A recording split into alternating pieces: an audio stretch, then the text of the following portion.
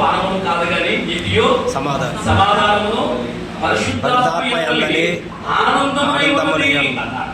దేవుని రాజ్యం అంటే పరిశుద్ధాత్మయందు ఆనందమై ఉంది. అంటే మనము ఆ మాటలు వారు విని మారు మనసు పొంది నేను అటు రాజ్యంలో అటు ఆనందాన్ని, అటు మహిమను, అటు అభిషేకాన్ని, అటు కృపను నేను అనుభవించాలంటే నేను వాక్యం వైపు తిరగాలి.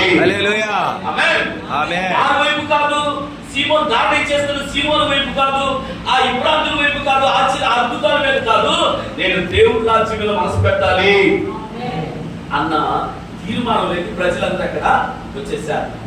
సంఘమంతా వాక్యం మీద ఎప్పుడైతే ఆయన రాజ్యం మీద మనం మనసు పెడతామో మనలో ప్రభు రాక ఒక సిద్ధపాటు దేవుడు ఇస్తాడు. ఆమె చెప్తాం ఒకసారి బిగ్గరగా హల్లెలూయా హల్లెలూయా. ఇప్పుడు వాళ్ళు వచ్చి వీరు వచ్చి ఎవరు వచ్చారు? అపోస్తలుడైన పేతురును యోహానును వచ్చి వారి కొరకు ప్రార్థన చేశారు అన్నాడు. ఎవరి కొరకు? సమరయుల కొరకు. ఏం చేస్తున్నారు? దేని కొరకు ప్రార్థన చేసిన వాళ్ళు చెప్పాలి. మనం చదివాము మూలపడుతున్నారు. దేని కొరకు ప్రార్థన చేసిన వాళ్ళు మీరు పరిశుద్ధాత్మను పొందాలి. మీరు మాట్లాడుతూ ఉంటే అర్థమవుతుంది అనమాట.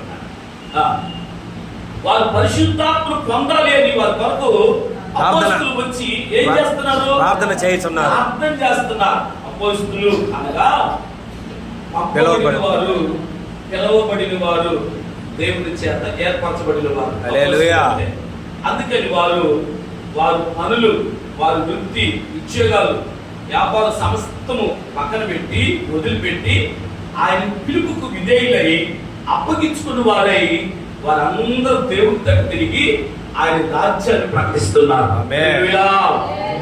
ఆయన శక్తి చేత నడిపించబడుతున్నారు. ఆయన ప్రసన్న చేత, ఆయన మహిమ చేత వారు నడిపించబడుతున్నారు. ఆయన వారిలో ఉన్న దేవుని శక్తి చేత వారు నడుస్తున్నప్పుడు కూడా అద్భుతాలు జరిగినాయి. వారు నడుస్తున్న